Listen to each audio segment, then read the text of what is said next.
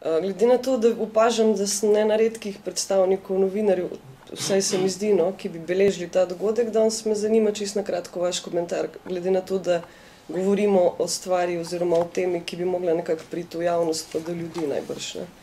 Kako pa to komentirate? Še kdo tle novinar? Nisi ena redkih, edina si. Super, ne? Dobro, jaz bom potem na Hancu povedala za vas, Katja, posebej, da veste, hvala lepa. Sem hitro, ko mi baterije zmanjkuje. Eno židovsko šalo, ki meni zelo všeč in je namenjam s posvetilom obstoječi politični predsedniku vlade in ostalim.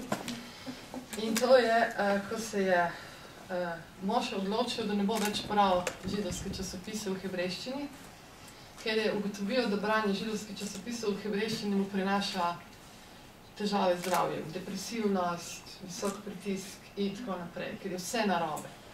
Inflacija, vsi napadajo državo, bombni napadi, kar hočeš je narobe. In se odločil, da bo bral arabske. In odkar bere arabske časopise, se počuti odlično, ker je ugotovil, da je Izrael najbogatejša država na svetu, da Židje kontrolirajo vse medije po celem svetu, da imajo najmočnejšo industrijo in tako naprej. Tako da,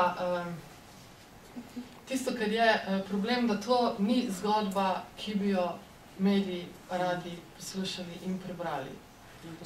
V tej knjigi je ogromno konkretnih imen, konkretnih dogodkov, stvari, ki so se dogajale v zadnjih 15 let. Medijski spomin je zelo kratek.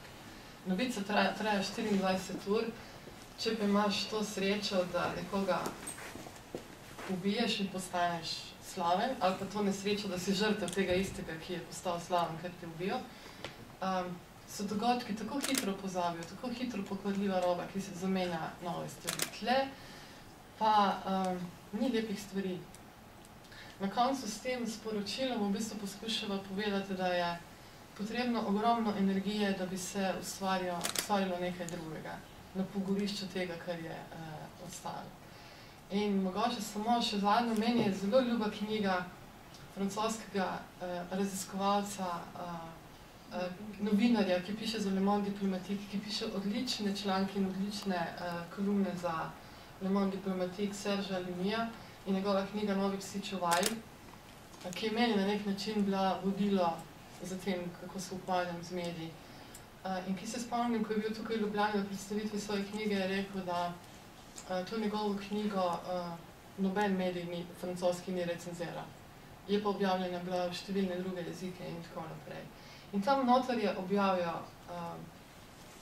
eno majhno tako notico, ker je zelo radikalna kritika francoskega medijskega prostora. Je zapisal, kako objasniti novinarjev, da ima na odločitve svojega lastnika enako toliko vpliva, kot jih ima blagajničarka na odločitve svojega lastnika.